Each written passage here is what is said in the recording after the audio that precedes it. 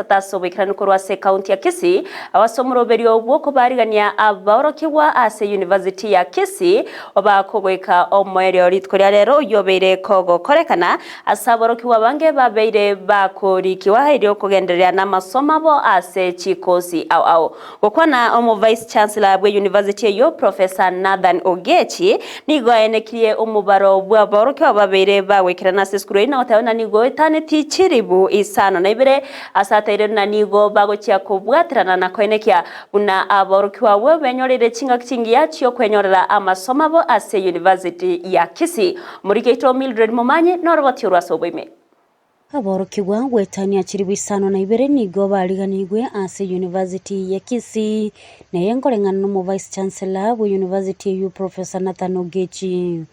We had 7,700 students placed here.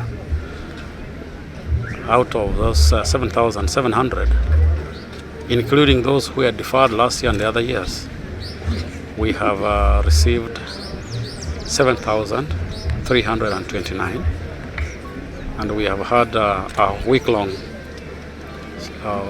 series of orientation, and all programs in the university have received the students as was expected, and we are glad.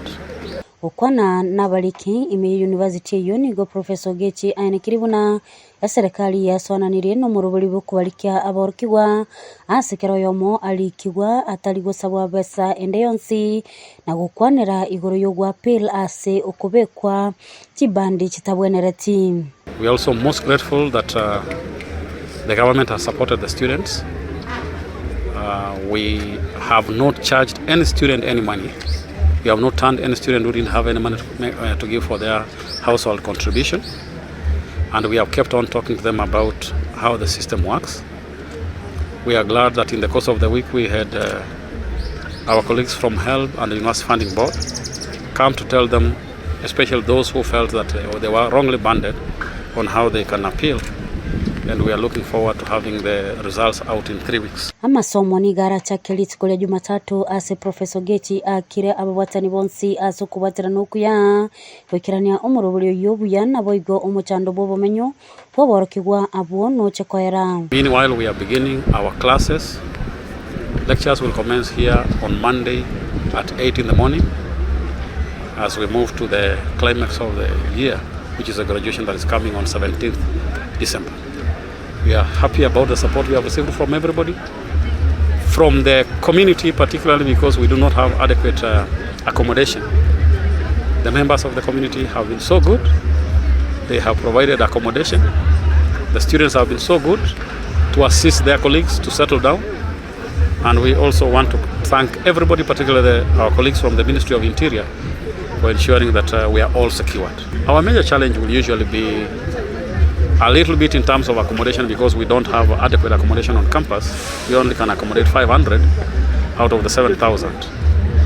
But that's a problem that is not a serious one because the community around has provided the accommodation. Na kubwatikana ningana University ya Nyamira ni Ogechi atebire ikinege tambukire kiagia serikali kubeka university yo na neche gukonya ase amangana yekerero. The Universities Act is clear. The government shall attempt to establish a university in each county, starting with the counties that have no university. So the people from Nyamira and other stakeholders have made a request, and the process of establishing the university college has commenced, and we look forward to having the Commission for University Education give us their report. No, there is nothing competition because if the university started, it will be under our mentorship. And when we mentor a university, we want to ensure that that university does not look like us. It will have a different character. And the character that we hope will come out eventually from that university is a university that is focused on technology. Kulipotelea itaseniki ya Ndizi TV, ilitaliane Mildred Momanye.